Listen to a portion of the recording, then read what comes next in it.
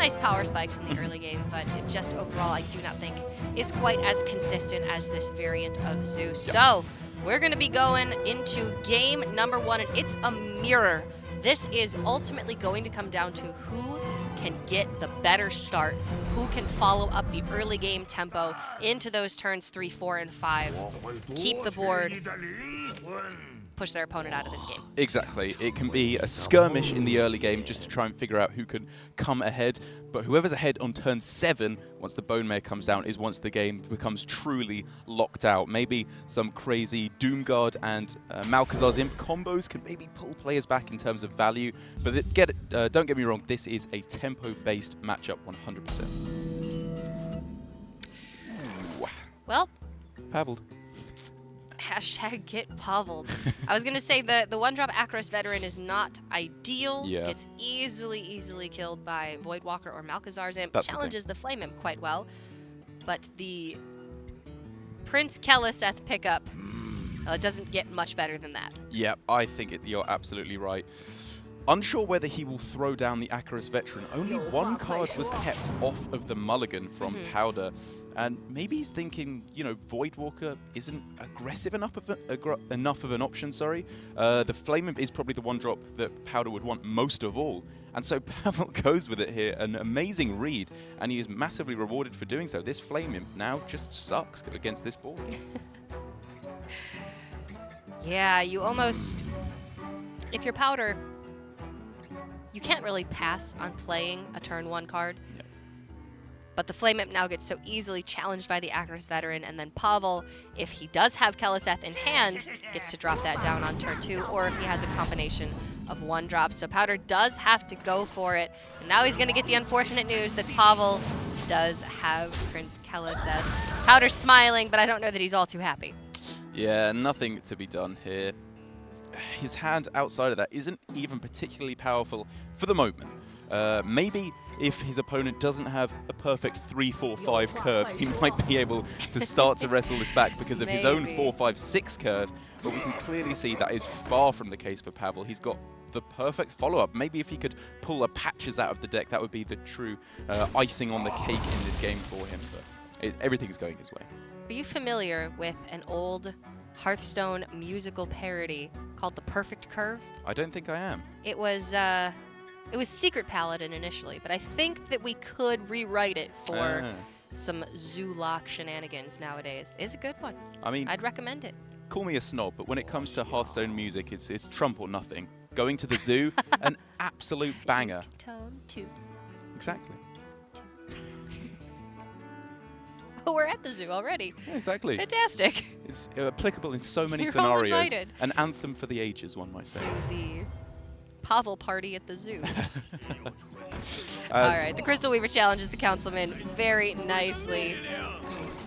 Yeah. Captain's pretty great too. Kind of did, yeah, but the defensive option on this turn seemed great from the Saronite Chain Gang. And then, as you said, the follow-up of Captain to get another double buff on the Councilman, whilst also hopefully taking out the remainder of the Crystal Weaver seems absolutely perfect. He is still not falling behind. Nah, this is going to be a phenomenal turn. I would expect to see Captain double 1-drops here. Too. Patches plus the Councilman over the Saronite. Saronite into the Crystal Weaver, and then you firmly have board control.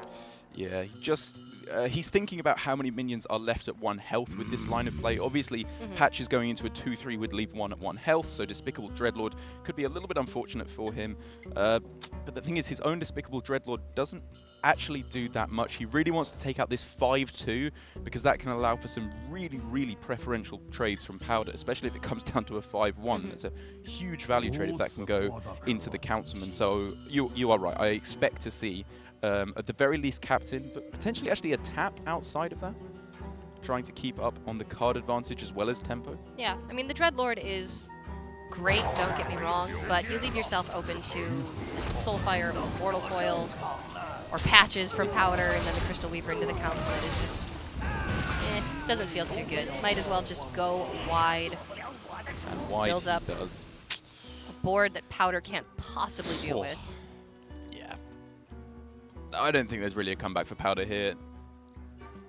there's just not that random generation effect in Zoo. I've seen a couple of lists that run Chittering Tunneler that can maybe get something. Yeah, it's pretty far out there. I don't recommend you play that all the time, but maybe if that could get Hellfire, something like that, this could be one of those games that starts to come back. But for Powder, this is all but over already. The Dreadlord can even be killed off perfectly, discarding nothing from hand as Pavel just giggles at his opponent. This is quickly going to become, I think, maybe it will overcome the babbling book to become his true trademark of just giggling his opponents down to a victory. He's just so giddy every time, which, I mean, it makes perfect sense. Now he's got a 9-2 record. The vast majority of the time he's winning, and I can certainly see why he'd be pretty happy about that, but I think Powder was responding a little bit there. They were having a good time, well, Pavel more so than Powder, but now it's going to be on Ostkaka and Orange to try and counter this Zoo Warlock from Pavel. And we have seen 7 of their 9 decks, and they do have Priest available this time around. That's true. We haven't seen great success, I believe, from Priest against Zoo. Maybe no, it's not a very good matchup. Yeah, particularly defensive option, or obviously if you hit Kazakus, Raza, and Anduin in a timely fashion, it's difficult to lose at any matchup in that scenario. Maybe we see the Shaman can shut down the early game from Zoo, but even then I don't think that's actually a very favorable matchup. I would think maybe the Warrior. It is a Taunt Warrior, but even though the deck itself is quite slow, if you can put together, you know, Whirlwind Fishes or Brawl, of which there's 2 copies in the deck, then the AoE options for the Warrior are just better than for any other deck that they have access to. It's going to be Ostkaka up to bat, 3 wins, 4 losses, so doing a little bit better than his teammate Powder, and of course 2015 World Champion. We wouldn't expect anything less. Yeah, even though he has been slowing down in his tournament play recently, you can't get to World Championship, World Final winner status without being able to adapt on the fly to what's going on in the current meta. And I'm sure he will have refamiliarized himself with everything that's going on. As you correctly predict, Cora, it is going to be the Taunt Warrior. We've seen this deck with that sweeping potential from 6-0 yesterday. Yes, we did. So if piloted correctly from Ostkaka, we could see this taking down the aggression from Zoo. And then as for counters from Evolution, to be honest, I can't really predict because we've only seen 3 of their decks. We have nothing to go on. Yeah, that is absolutely true. They've got some aggressive stuff in their pocket still to bring out if this Warrior gets a win. But I actually am not 100% positive here. Would you mulligan the quest away if you are Ostkaka? Because obviously you're going to be looking for that removal, looking for Blood Razor, Sleep with the Fishes in the early game. But the Zoo Warlock does have so much mid to late game that it is possible that the Warrior will simply need Sulfuras in the late game. So do you have the liberty of throwing it away in the mulligan? I guess we're going to find out. I think the thing is, even if they don't have Blood Reaver Gul'dan in hand at the start, if they don't draw it for most of the game, the threat of that potentially coming down on turn 10 means you kind of have to keep the quest, because that hero power will just win them the game on its own. If they summon back no demons, they're probably still going to be coming ahead in that game, because if you imagine the Warrior upgraded hero power as 8 net damage, the Warlock is kind of 6 because you're healing for 3 and damaging 3. What is Pavel giggling at? He's just trying to psych his opponent out. What is he doing? Oh, man. I think he's just trying to convince Ostkaka that he's got the nuts hand again. Yeah, I think so. Clearly he doesn't, though. It's a decent hand to get things going, but Ostkaka has got a fantastic hand to get things going with as well. Blood Razor just seems to be the MVP in all of these aggressive matchups. It activates Battle Rage, Acolyte of Pain, Sleep with the Fishes, Execute. It's just good in its own right as well. A fantastic way to get this going for Ostkaka. Yeah, and Ostkaka knows that he's going to be playing this game from behind. Even if he does mulligan away that quest, there's nothing else that he can possibly do on turn 1. So it would have been just mulligan the quest in favor of a different card. But in this case, you might as well shore up your late game on turn 1, essentially. Because he's going to be playing taunt minions throughout the game no matter what. Sure. I can agree with that. Here for Ostkaka, this is where the ordering gets a little bit awkward. You'd kind of rather have the Blood Razor be able to come down on 3 and then the Acolyte on 4, just so that you could get the Death Rattle on curve when you play out the Acolyte. But with the pickup of Tar Creeper, he doesn't even really have to worry about that. I think he can go Tar Creeper this turn, Blood Razor, then Acolyte, as Ostkaka and Pavel give each other footsies with their giving each eyes other across eyes. the table. I yeah. mean, we've got the 2015 world champion versus the 2016 world It's champion. true. I mean, there's got to be some serious testosterone flowing here. Like, I mean, this is a challenge. It's Pavel true. is the reigning world champion, but Ostkaka got there first. He did. You know? From a man with the face that looks so much like a baby, I wouldn't expect to see so much testosterone from Pavel, but he's bringing it, you're right. He does have buttery smooth skin, I'll give you that. And yeah, on this turn, I think it just has to be going for the Blood Razor because you want to get the second Whirlwind effect on the following turn. It's just so fantastic in this situation, especially because you could even then go Acolyte Battle Rage, draw a couple of cards, get yourself closer to Brawl, Alley Armor Smith, stuff like that. It's a fantastic turn here for Ostkaka. Yeah, I mean, this Blood Razor just itself over 2 turns Yep. is a full clear on what Pavel has. But now Pavel picks up Prince Keliseth. That's going to make the math for some of these Whirlwinds and Fishes going later into this game a little bit more difficult for Ostkaka. It is indeed, but on this turn at least, it hasn't disrupted what Ostkaka wants to do. No. He can still go for Acolyte of Pain. If he's afraid of dying, he could go for an Armor Smith as well, and then maybe follow up with a Battle Rage. And when I look at it, I might actually prefer that, because on turn 5, only a Doom Guard coming down can actually clear off one of those minions, or perhaps a Soulfire. So it seems like Ostkaka would very likely still end up drawing 2 cards on the following turn, while also gaining a bit of armor and a bit more board presence. Yeah, I do tend to agree People do with that tend to order do that. as well. They do tend to do that. Yeah, this is a fantastic turn. And it means on the next turn, although he can't go for something like Battle Rage, a Defining Brawl, he's, for his sake, hopefully he will be at least not too far behind on board, given that on this turn he's ahead. Momentarily, he does have the board advantage. Can he keep it going forward with the Fishes? He's going to be looking for another Whirlwind effect. Most of the taunts in the deck for Ostkaka now are playable, so he's going to want to start finding some of those, developing his own board presence, because he has most of the reactive cards that he needs right now. Ooh. These turns are starting to get very interesting here for Ostkaka. Yeah, I agree starting out with the Battle Rage, because that's pretty much always going to happen. You can't really expect to get anything better than that anytime soon. And also, you need to spend the mana while you have it available. I think we might see Fishes here. Acolyte into the Captain, Fishes hero power. Dirty Rats, maybe a little bit too risky. I think now you've got the Brawl. You can hold that behind quite happily until you see something like a Bone Mare turn. Then pull something out, blow everything up. It is a rather weak Sleep with the Fishes, but you do have the Brawl behind it, like you said. There's another Fishes in the deck. And Ostkaka doesn't really have any other options this turn that are nearly as good. The Tar Creeper is an option now, but it's not an immediate clear. The problem with Fishes is that unless you do want to go for Dirty Rat, which, you know, like you're saying, is very risky, you're not developing anything onto the board, and you do kind of want to be proactive, but because you have no activators for Sleep with the Fishes in your hand right now, maybe he won't go for it. This is an incredibly difficult decision. In the end, he does just go for the Fishes. This is not a bad play. It's a baseline. If you can't figure out exactly what's better, throwing this down is absolutely fine. Clearing the board, going into your next turn where maybe you can end up seeing Dirty Rat into Brawl, but not when a buffed up Ken hits the board. That was immediate. Pavel is one of the fastest players that I have ever seen. But the Curator as well is going to be a snap play for Ostkaka. So back and forth, both of these guys not letting up even a little bit. And you're right, I think that was, once again, 3 turns happened in the time it took for you to take 1 sentence about what was going on. And that's not a comment on you, that's a comment on these players that they are playing at lightning speed. I'm a little bit long-winded, I'll admit. But Anyone still. is compared to Pavel.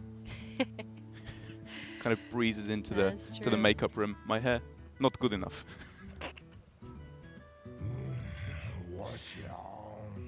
He's a character. He is He's great. indeed. Ostkaka I haven't heard as much from. Seems to be a little bit quieter. Yeah, keep it to himself with the rest of the Alliance guys, I think. But that's good. Probably means they're practicing, they're working out strategies a lot. And it makes sense, they are sort of on that bubble right now of still having a chance to make it into the winner's bracket, but they do need to step up in the last couple of days.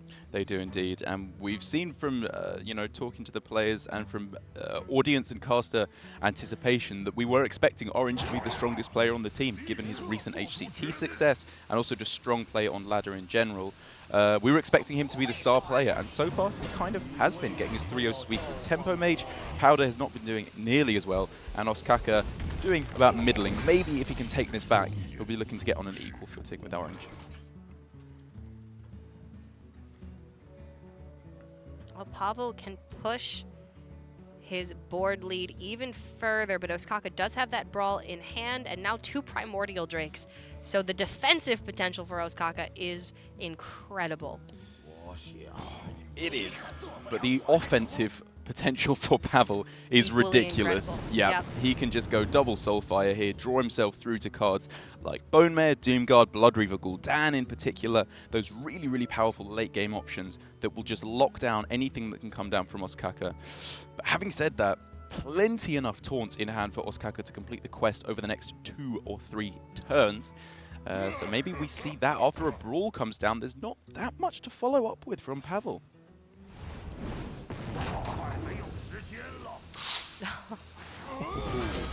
Well, Oh, okay. that feels a little bit bad.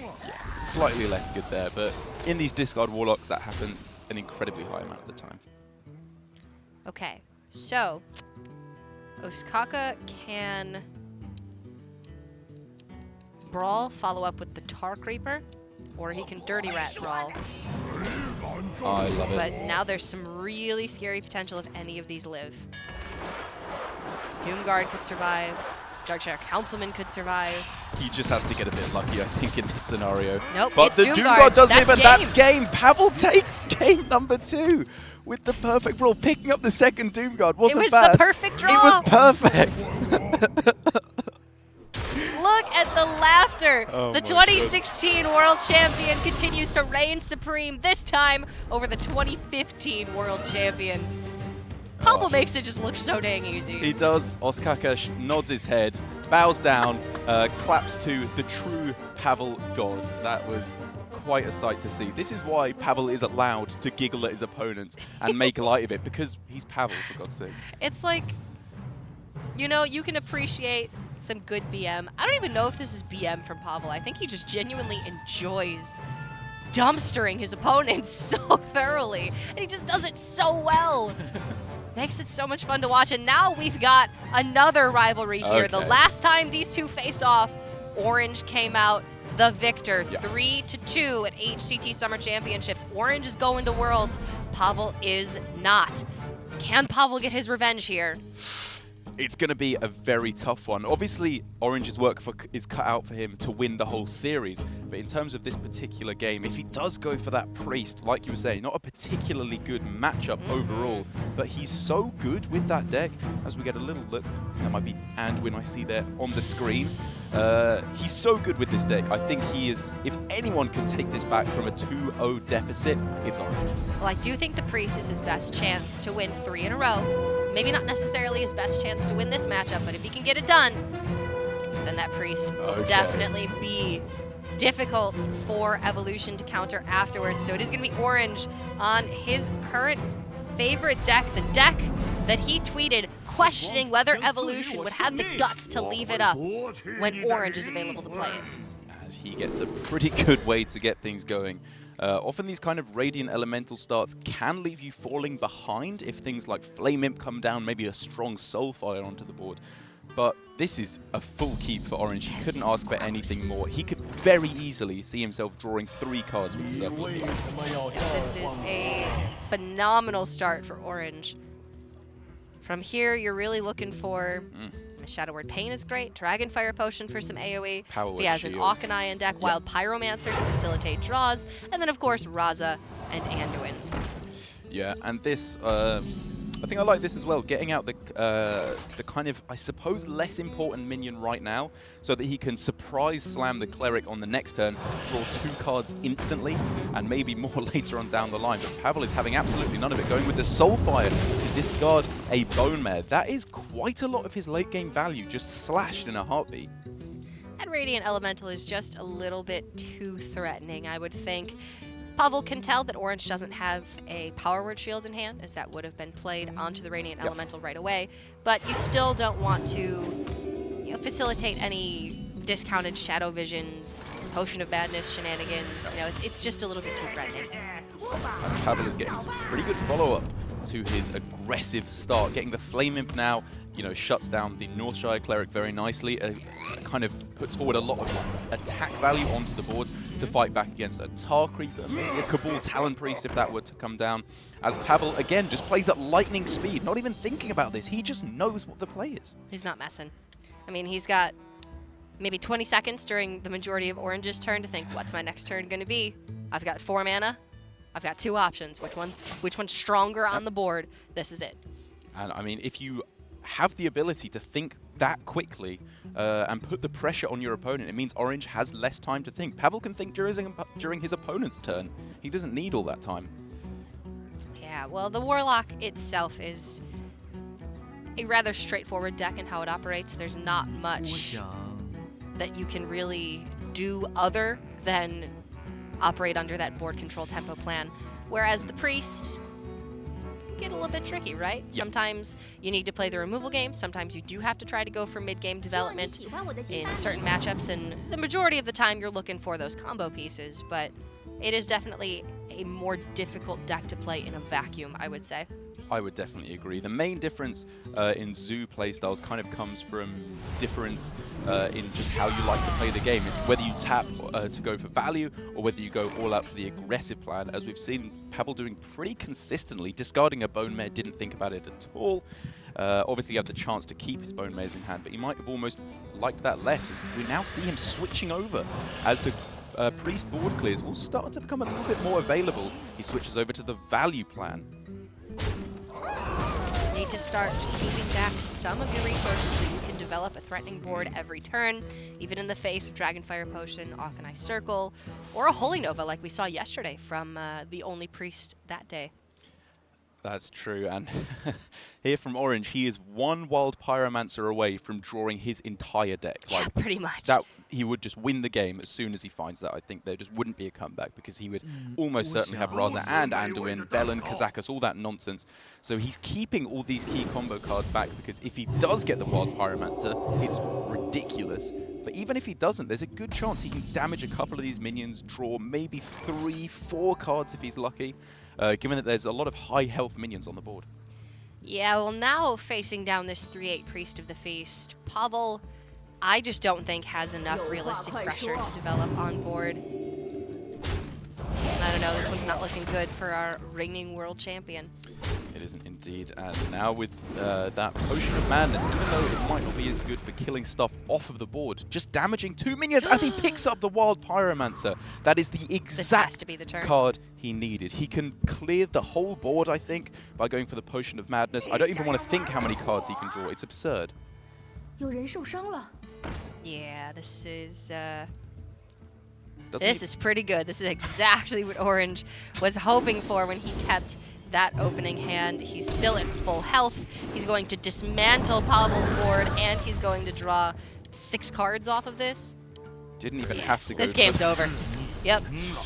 Pavel concedes. He knows that there's nothing that he can do there. And Orange, the one player that time after time can take down Pavel. It seems to be the one counter to Pavel is Orange on a Priest, and that's no small order. He is one of the best players with arguably the best deck in Hearthstone at the moment, showing their, even going for the value plan, the aggressive plan. The Priest is so versatile. Orange had everything he needed to deal with it, as Frozen now steps up to the plate. What do you think he's going to be taking to counter this? The only deck that I think that isn't banned that we've seen from Evolution is the Shaman, so surely he has to go for something else that has a bit more favorability against the Priest. Yeah, the Shaman is just a little bit too weak, I'd say, in the early game. Yeah. The mid game tends to get dismantled pretty easily by Dragonfire Potion, but the Shaman is the only class remaining that Frozen has found really great success with. Right. He got 3 wins with the Shaman. His 2 losses then were, I believe, the Shaman one more time on the road. I saw Frozen playing Hearthstone. It's Winners Championship, ACT Winners Championship 2017. He looked very confident and a very smart player. He uses some different creative strategies, and I like his approach to the game, so it's really good to have him in our team. First time I met Frozen at the Game Gun and at the Game Gun tournament about 1 year ago. If you ask me if I know something funny about Frozen, then there actually was a situation a little bit less than 1 year ago, also in China, in a cafe, when we went to the karaoke bar, and there was really fun situation with him, but I don't think I can talk about details, so I'll keep it in secret.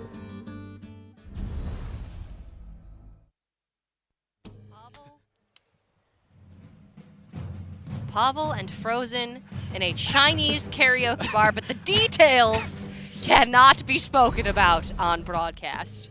My mind is racing to all kinds of unbelievable possibilities. I don't even know what that could be, that Pavel, one of the biggest trolls in professional Hearthstone, won't even give the details there. The world can only guess the debauchery that went down in that karaoke bar. It was a very long lead up as well, just to say, you know what? I met him a year ago. I'm not going to tell you. But this happened a little bit less than a year ago. I met him at this tournament, but this happened in China. It was at a karaoke bar, at a cafe. But I can't talk about it. You had to be there. Trust You had me. to be there. It was hilarious. Well, we weren't there, unfortunately, but we are here right now. Frozen is going to be bringing his shaman to try and take down the priest from Orange. I don't know that I love the shaman matchup against priest. It's just, I mean, it can certainly have explosive starts. You can get that, turn 5, turn 6 bloodlust. Doppelgangster Evolve can be very good if Orange doesn't find early game like Cleric and Potion of Madness, if he doesn't find Dragonfire Potion. But Orange is a very good priest player. He is a very good priest player, but we can see here Frozen is a very good shaman player as he picks up Doppelgangster and Evolve in the starting hand. If you had one or the other of Doppelgangster or Evolve, you might consider throwing them away because totems are so valuable in this matchup. But given that you can go for, on turn 5, Doppelgangster with Evolve and basically say to your opponent, you have to have Dragonfire Potion here to be able to stand a chance in this matchup, I really like Frozen's chances here. And as we take a look at the list, you were saying it's maybe not the best matchup for the Priest. They've teched it to be a little bit better. It's quite top-heavy. They've got Cairn in there, Barnes with the ability to pull that out from the deck, or maybe one of the totems that we see in there. If you are going to bring the Evolve Shaman, this is the way to do it. Well, and I do think that part of the strategy for Evolution is just to continue bringing the decks that they have brought time and time again. So lead with this shaman, try to get the win, and if you do, you don't have to reveal any other information. Not entirely sure if we're having some technical difficulties, so we will keep you updated as soon as we know exactly what is happening here. But even in live venues, when you're playing across from your opponent, you're still at the mercy of technology, unfortunately. So hopefully we get this resolved very quickly. Yeah, I'm sure we will. I would actually be really interested to see what Frozen does there with that mulligan, because while I was saying Doppelgangster and Evolve is a fantastic way to get things going, maybe because he's got such a powerful play on turn 6, he feels at liberty to keep the Firefly. It's not particularly strong against Priest, because you want to get some stronger aggressive options going down. It's not so much about early board control, but maybe he thinks it's worth it, although I'd expect him to see he throws the second Evolve and Firefly away for things like Manatide and Flametongue Totem. Yeah, Manatide and Flametongue Totem are going to be your best tools against Priest, because the Flametongue nets you so much value against cards like Northshire Cleric, just off of your weaker minions. So if you have the Flametongue, then it's much easier to keep that Firefly. But you would much rather have Manatide Totem for the additional draw and the Flametongue to facilitate those trades. It also is just an incredibly aggressive tool, which the Shaman in the early game is not nearly as aggressive as the Warlock or the Rogue up against Priest. It's not as much of a threat. So that is why I do agree. I think that we would have seen Frozen keep the Doppelgangster and the Evolve, because that is the power spike for the Shaman. That is the aggressive turn 6. And here we are still in the game. So looking at how this has developed, we're going to get those player cams back up for you, and the overlays, of course, as soon as we possibly can. But It does seem like Frozen has had a solid first couple of turns, but with a Radiant that's been power word shielded and a Kazakus on 4 for Orange, I'd say everything's coming up Priest here. I think this is going fantastically for Orange here. Whatever options he gets off the Kazakus potion here are fine. Obviously, 4-2 everything is kind of what you're looking for if he's gone with the 5 mana option, I should say, actually, against Shaman, because it just allows you to take out one extra wave of stuff, be it Aya with Jades, just little stuff with Flame Tongue Totem or Doppelgangster Evolve. Hopefully we get to see what it is at some point later on, but this could be the answer that Orange needs to combat this Doppel Evolve. Although the Jade Claw's Primal Fin opener for Frozen is very strong as well. The patches draw, not quite so much, but we are going to be seeing Doppel Evolve next turn, assuming the coin is kept. Yeah, I think that has to be what Frozen's heading towards here. It's just so strong. Even going with the Devolve here, sorry, just wanting to get rid of these minions on board. So the only way that Alliance can possibly have a chance to clear this off would be with the Dragonfire Potion. As he gets... Ooh, the Vrygel is actually interesting, because if he kills it off on his opponent's turn, it's going to leave a 2-2 behind. So can clear off the whole board here, but has to use a lot of resources to do so. Yeah, that's okay, right? And the Devolve here was mostly geared towards getting that Radiant Elemental off the board. That 4 health threshold just a little bit too high for Frozen to deal with without the use of the Devolve. Kazakus, 4 mana 3/3 is already a bit understated. You're not looking for much from that. Devolving it into a 3-drop with the Vrygel, plus the 2-2 that comes out from the Death Rattle, is something that Frozen can deal with this turn. You know, oddly enough, with the help of the patches that he has just drawn. So he manages to keep a tentative board lead, and now we can see what Orange has available to him as well. There's an Auchenai Circle in hand, there's a Priest of the Feast, there's a Kazakus Potion.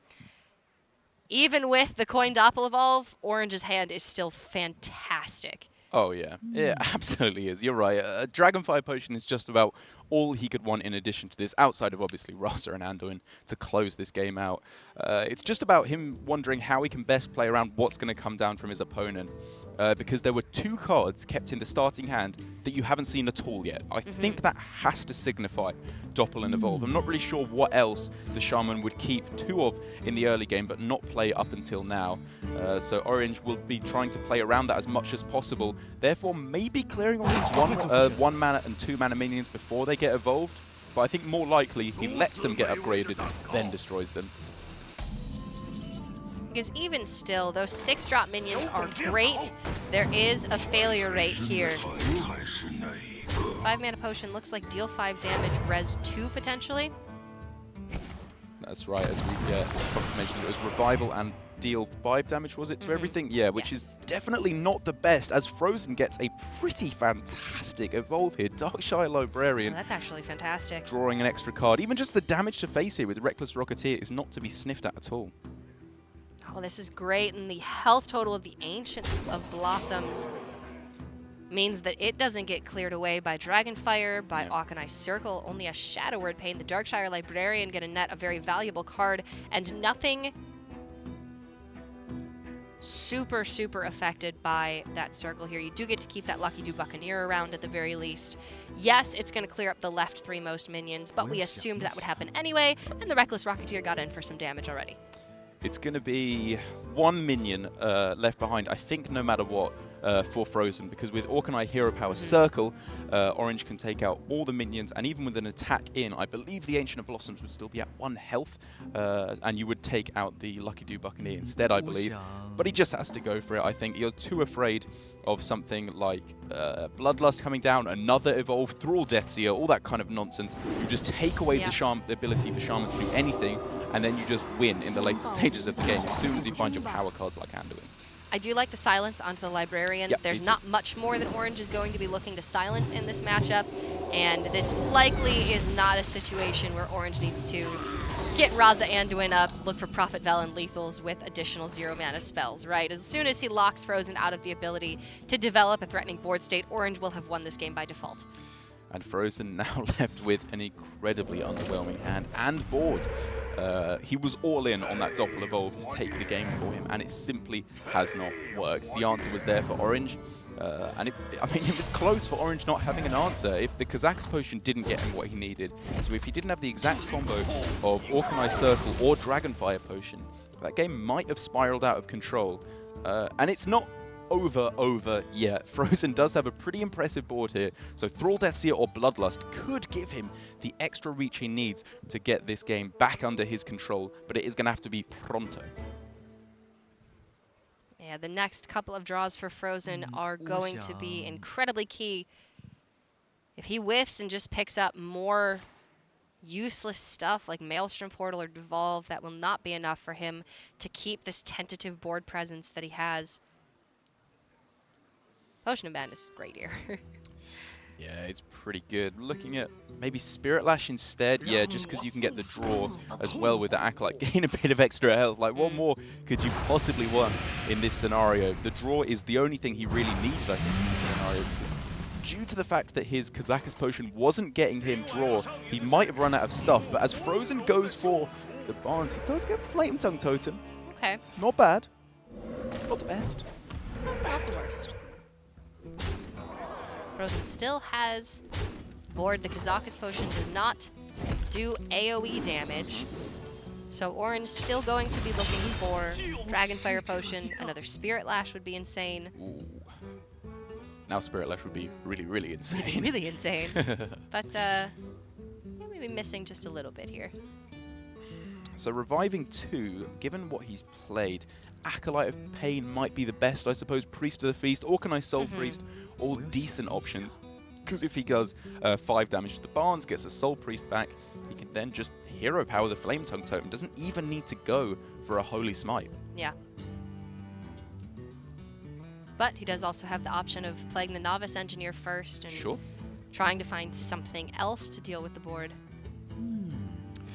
Looks like he's going for it here. I guess the thing is, he could still go for Potion and Holy Smite if he gets nothing better. So this is not a bad outcome. Better.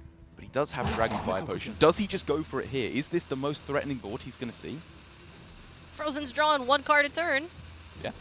Even if he picks up Manatide Totem, you kill it. And then Frozen just doesn't have anything else. Orange, however, wants to get maybe a little bit greedy, save this Dragonfire Potion. Okay. So which is fine as well, but man, it would be so tempting to just play it there. And that's the kind of thing that differentiates regular Priest players from Orange. That would just look too juicy to me to pass up because I'm so afraid of Bloodlust and even Thrall Deathseer. But the thing is, you have to remember that even if Thrall Deathseer does come down, it's upgraded to a bunch of 3-4 mana minions, things like that. Things that still get killed by Dragonfire. Exactly, exactly. Orange still ends up in an advantageous position if that happens. And because he baited out yet another card here with Dragonfire, now he can just go for it very, very happily, even throw down the Cabal Talon Priest. Why not? And now, Frozen's face when that Dragonfire came out just looked like, oh, really? Yeah. Really Frozen. It looks like Orange has this one just about wrapped up. Shy of another Doppelgangster Evolve, there's no way that Frozen comes back from this. Yeah, I think you're right. That's now a 10 damage 5 mana potion, which will close out the game in the next couple of turns, pretty much no matter what, because even as Cairn is picked up, I just don't think that's going to get the job done. There's nowhere near Bloodlust lethal. Thrall Deathseer off the top still doesn't get the job done, as Orange picks up Mind Blast to close out the game. Might as well just win the game right here, right now. Easy enough, and Orange has tied up this series. Wow. He said it himself in the beginning. Is Evolution going to be confident enough to leave Priest up the 3rd day in a row, but this time with Orange available to play it? And, you know, he's confident, rightfully so. He is indeed. And Evolution perhaps being a bit cocky with the lineup of going for Shaman there, because they don't want to reveal any more decks. So they're thinking, you know what, we're good enough to be Orange on the Priest with our Shaman, even though it's not a particularly favorable matchup. does not work out with them. So now they're not left with 2 chances to take down the Priest. It's all down to this. Old Boy has to take out Orange if they are going to take the series. And while for Evolution it's not the most important win in the world, for Alliance, if Orange can pull off this 3-0 sweep with his Priest, that will be a very, very good reminder as to why you ban Priest all the time. Yes, absolutely. And it is going to be Old Boy. The Warlock and the Shaman are both out of the way, so we will see him on a new class. Well, I already met him before in Los Angeles. So I had first expressions like about 2 months ago. And as I said before, I think he's a really cool person. If you ask me if anything special and funny happened between us, I would say no. There was nothing special, but yeah, only what I can say is that I think he's a really cool person, and I like to talk to him. I think Old Boy's a little bit less experienced than us, but he really makes up for it by the amount of time he puts into the game.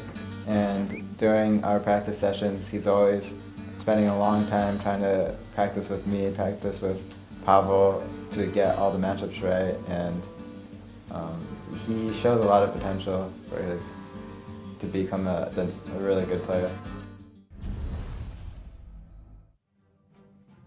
Old Boy is the up-and-comer for Team Evolution. No karaoke shenanigans for him and Pavel, but Pavel said it himself. Old Boy's just a cool guy.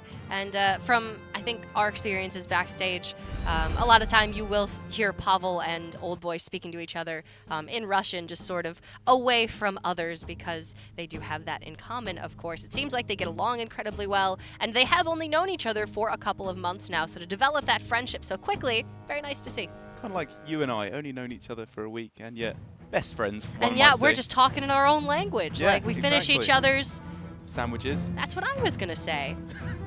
I've never met someone who thinks so much like me.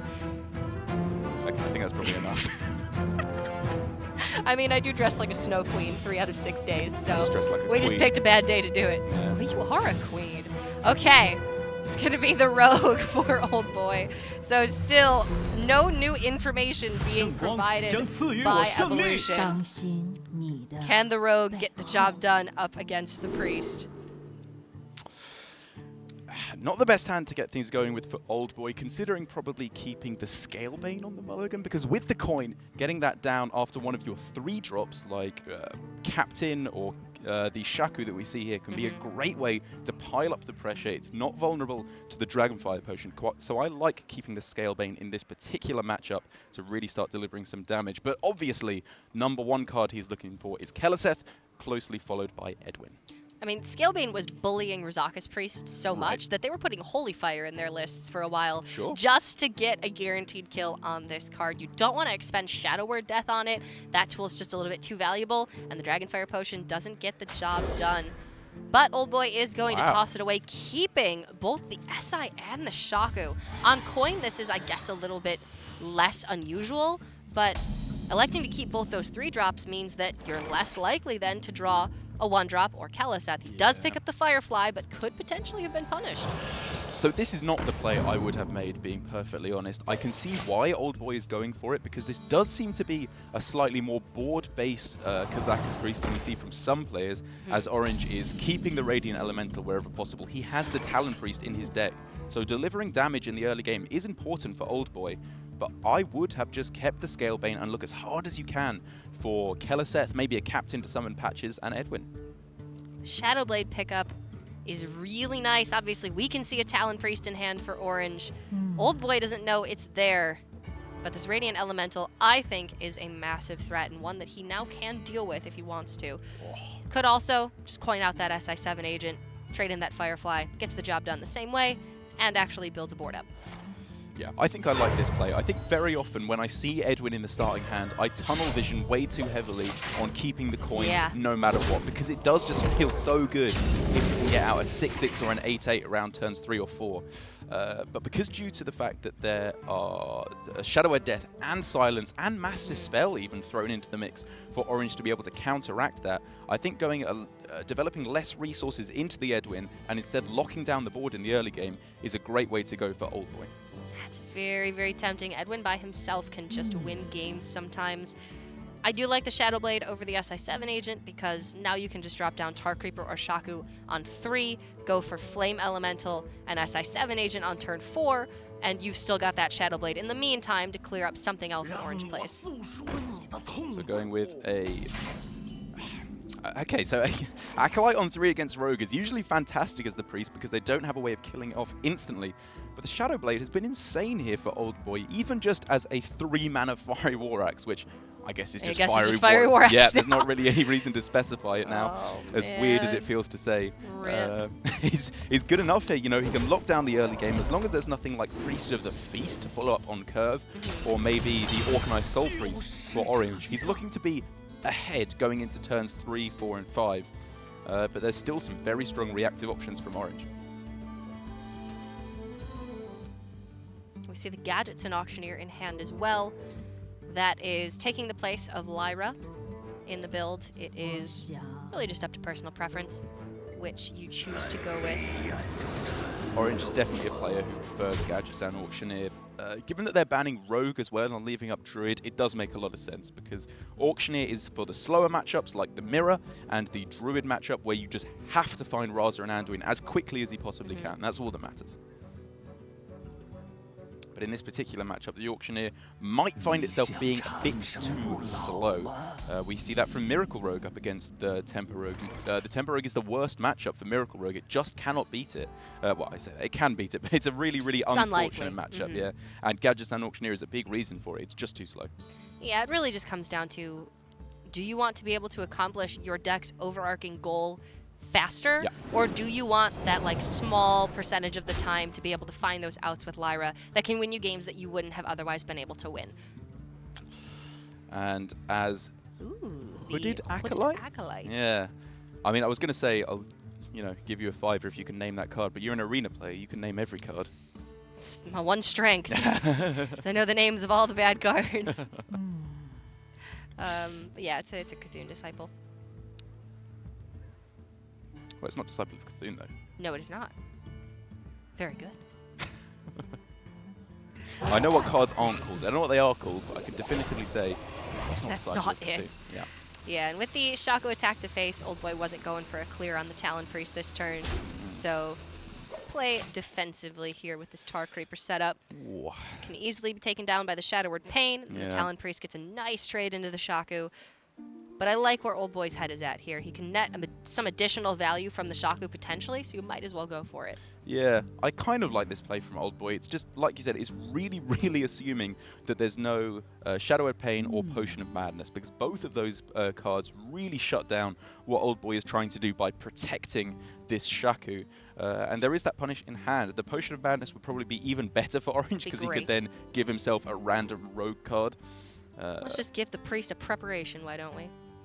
Oh, as we have to cut away from the game just for a second. There we go. And cut right back, as if by magic. Yeah, apologies for some technical difficulties. But they happen.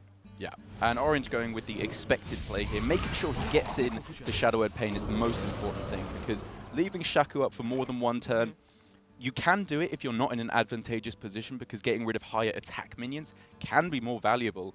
But when you're in a very respectable position like Orange is, especially having picked up Kazakas, you just need to make sure that no nonsense can occur with random priest cards.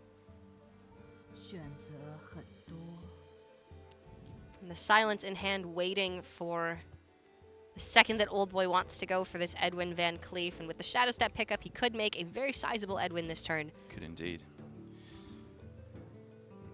Go to, what, 10-10, I think, which is pretty nuts. I don't think... I don't think he will think he's so far behind that he has to go for that. I think he will think I'm in a respectable position here, so putting all my resources into making a big Edwin is too much of a risk. I can carry on with the standard rogue game plan of playing out stuff, and I should come out on top. And I think that's a good assessment, because it would be shut down so hard by Silence or Shadow Word Death. But it's actually getting to the point where unless he picks up a Bone Mare, Cairn, or Lich King, he is going to have to start going all in on a big Edwin. Oh, there's the Shadow Word Death as well. Going all in on a big Edwin, very risky. He'd much rather get to play the Edwin alongside a couple of other moderate-sized threats in the same turn and not, have to put all of his eggs in one Edwin-sized basket. As the 5-mana potion is chosen here, don't know if the first option was already picked, but Polymorph probably isn't that good because you've already got Silence and Death, so Revive 2 isn't particularly impressive either, actually. I guess Acolyte and Radiant are okay. Well, there's 4 damage AoE. I expect we'll be seeing that. Armor is just kind of underwhelming, not necessary right now. So I would think that it's the AoE because Orange doesn't have any other really valid source of AoE in hand right now. Yeah, I think that's probably right. He can start to make stuff happen if he picks up an Acolyte of Pain or a Velen with the Spirit Lash. Yeah, like you say, he needs a way of dealing with a nice wide board here, especially as he's already got ways to deal with a tall board if Bone Mare were to come down with things like Silence and Shadow Word Death.